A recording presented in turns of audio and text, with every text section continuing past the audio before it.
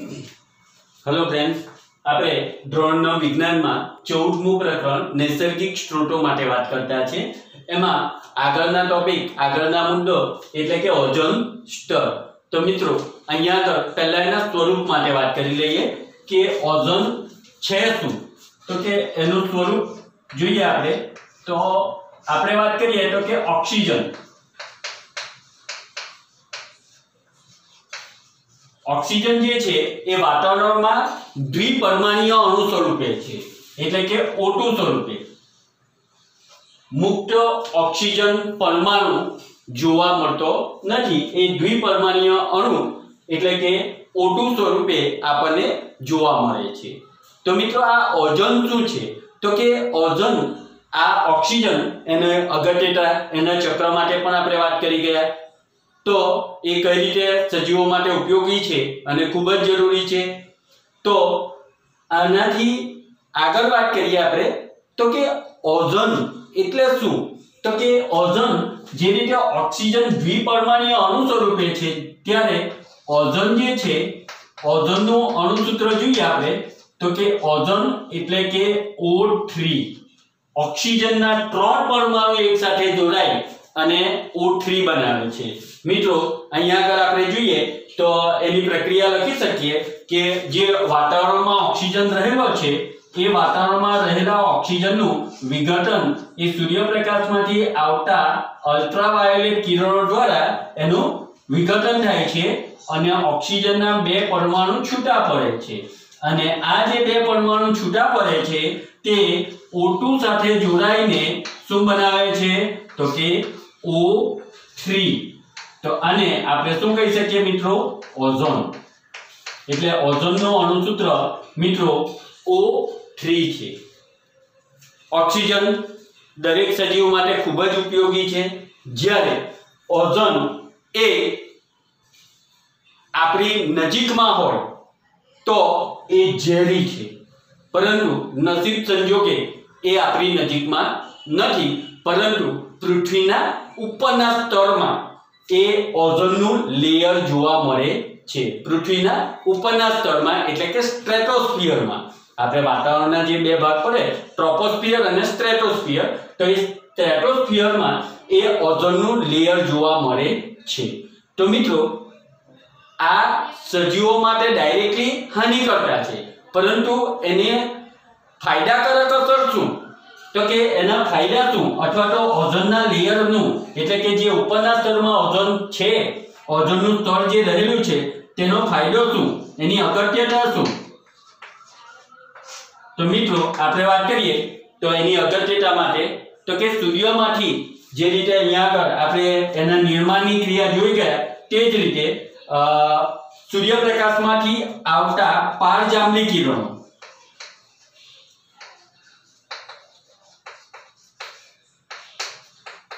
किरणों सामे सजीवोने रक्षण आपे छे।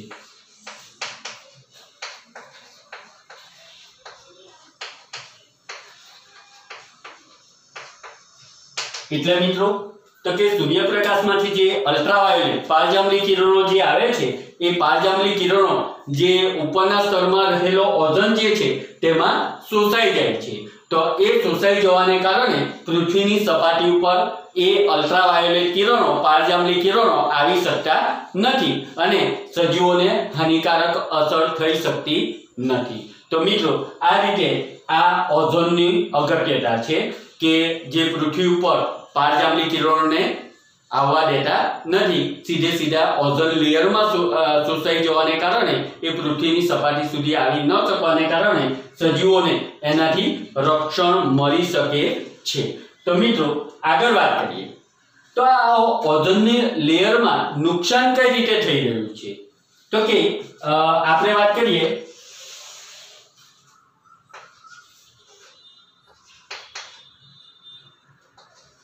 एमां थई रहेला नुकसान माटे तो ओझोन लेयर में कई रीते नुकसान थई रह्युं छे। खास करीने सौप्रथम एंटार्क्टिका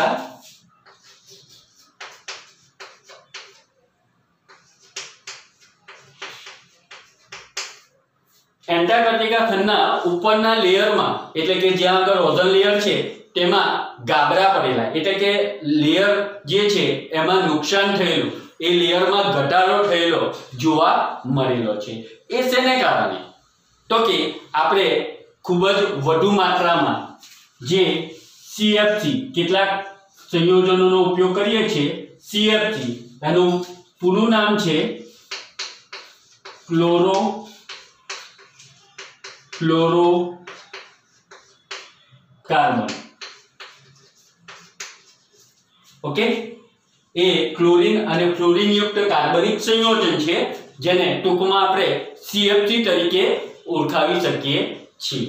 જ્યારે આ ક્લોરોફ્લોરોકાર્બન જે વાતાવરણમાં ભરે છે અને વાતાવરણમાં ભરવાથી એ ઓઝોન લેયર સુધી પહોંચે છે અને ઓઝોન લેયર સુધી પહોંચીને એમાં શું પહોંચાડે છે? નુકસાન પહોંચાડે છે।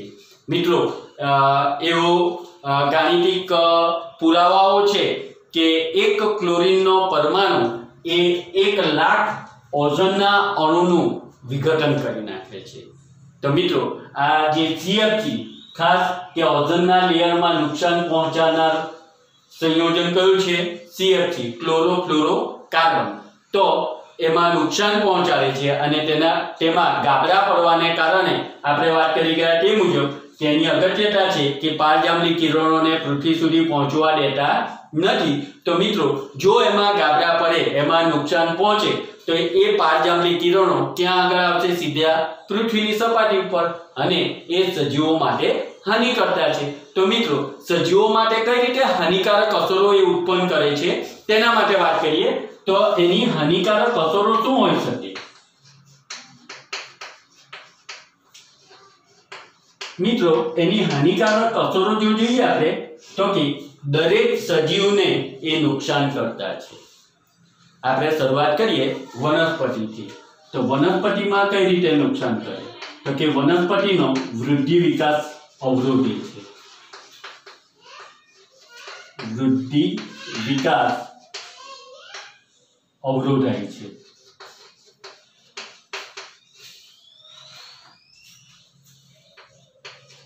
ઓકે, કઈ રીતે મિત્રો?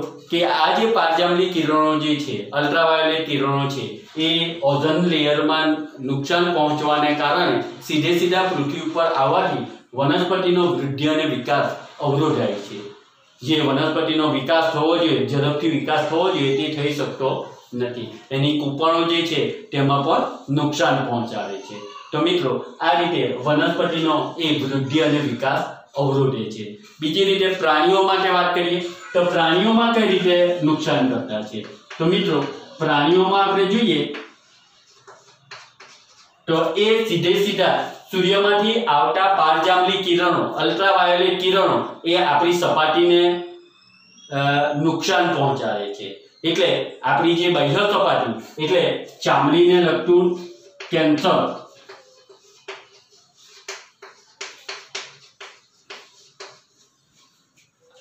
દરેક પ્રાણીઓમાં જોવા મળી શકે છે। જે રૂંવાટી વાળા પ્રાણીઓ છે તેની રૂંવાટી નીકળી શકે એટલે કે બરછટ બની જાય, સપાટી બરછટ બને છે। ઓકે, એની રૂંવાટી નીકળી જાય છે। એ જ રીતે જે દુધાળા પ્રાણીઓ છે, ગાય, ભેંસ જેવા દુધાળા પ્રાણીઓ, તેની દૂધ ઉત્પાદન ક્ષમતા ઘટે છે।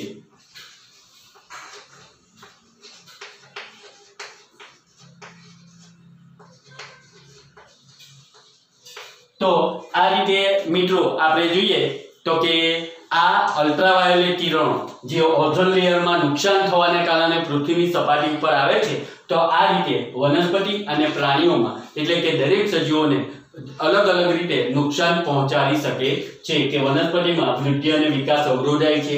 પ્રાણીઓ માટે વાત કર્યું કે ચામડીને લગતું કેન્સર, ચામડીને લગતા બીજા રોગો, એ જ રીતે સપાટી બરછટ બની જવી, દૂધ ઉત્પાદન ક્ષમતા ઘટી જવી, એ જ રીતે એનો પણ વૃદ્ધિ અને વિકાસ અવરોધાય છે। તો આ રીતે વનસ્પતિ અને પ્રાણીઓને એ નુકસાન પહોંચાડી શકે છે। તો મિત્રો, આપણે વાત કરી ગયા તે મુજબ કે ઓઝોનનું સ્વરૂપ શું છે। તો આપણે વાત કરી ઓઝોન અણુસૂત્ર શું છે મિત્રો? O3। ખાસ ધ્યાનમાં રાખવાનું, એક ગુણમાં પૂછી શકાય છે કે ઓઝોનનું અણુસૂત્ર જણાવો. એમ તો મોટા સવાલમાં પણ આવે છે કે ઓઝોનનું નિર્માણ કઈ રીતે થાય છે, એની અગત્યતા શું છે, એની હાનિકારક અસરો શું છે. તો અહીંયા આગળ ઓઝોન એટલે કે O3 એનું નિર્માણ આપણે વાત કરી ગયા. ઓક્સિજન એટલે કે દ્વિપરમાણુય અણુ સ્વરૂપે છે O2 સ્વરૂપે, જે અલ્ટ્રાવાયોલેટ કિરણ દ્વારા વિખંડન પામે અને ઓક્સિજનના પરમાણુ બને. આ ઓક્સિજનના પરમાણુ O2 સાથે, O2 ના અણુ ઓક્સિજનના અણુ સાથે ઓક્સિજનનો પરમાણુ જોડાય અને શું બનાવે? O3 ઓઝોનનો અણુ. હવે એની અગત્યતા માટે વાત કરી કે પારજાંબલી કિરણો, જે સૂર્યપ્રકાશમાંથી આવતા પારજાંબલી કિરણો એને ઓઝોન લેયર, ઓઝોનનું સ્તરમાં એ શોષાઈ જાય છે, એટલે પૃથ્વીની સપાટી સુધી આવવા દેતા નથી અને સજીવોને રક્ષણ મળે છે. એને નુકસાન કઈ રીતે? તો આ નુકસાન સૌપ્રથમ એન્ટાર્કટિકા ખંડની ઉપરના લેયરમાં જે ઓઝોન સ્તર રહેલું છે તેમાં નુકસાન જોવા મળ્યું, કે એમાં ગાબડા પડેલા જોવા મળ્યા અથવા એનું લેયરમાં ઘટાડો થયેલો જોવા મળેલ છે. હવે એનું નુકસાન કઈ રીતે થાય છે? તો કે CFC, આપણે જે જુદી જુદી રીતે ઉદ્યોગોમાં ખાસ કરીને ઠંડક મેળવવા માટે એર કન્ડિશનમાં જે CFC પૂરું નામ છે ક્લોરોફ્લોરોકાર્બન, તેના કારણે એને નુકસાન થઈ રહ્યું છે. તો એ નુકસાન કઈ રીતે? તો કે આ જે ક્લોરોફ્લોરોકાર્બન જે છે એ ઓઝોન લેયરની નજીક પહોંચી એને નુકસાન પહોંચાડે છે અને જો એમાં નુકસાન થાય એટલે કે એમાં ગાબડા પડે એટલે સૂર્યપ્રકાશમાંથી આવતા પારજાંબલી કિરણો સીધા પૃથ્વીની સપાટી ઉપર આવી શકે અને તેને કારણે વનસ્પતિ અને પ્રાણીઓને આવી રીતે જુદી જુદી રીતે એ નુકસાન પહોંચાડી શકે છે. તો મિત્રો આ રીતે તમે નિર્માણ એટલે કે પહેલા તેનું સ્વરૂપ, એ કઈ રીતે નિર્માણ પામે છે, એનું અગત્યતા શું છે, એને નુકસાન કઈ રીતે થઈ રહ્યું છે, એની હાનિકારક અસરો શું છે, એમાં ઘટાડો થવાને કારણે, તો તે આ રીતે તમે સરળતાથી સમજી શકો છો. Thank you.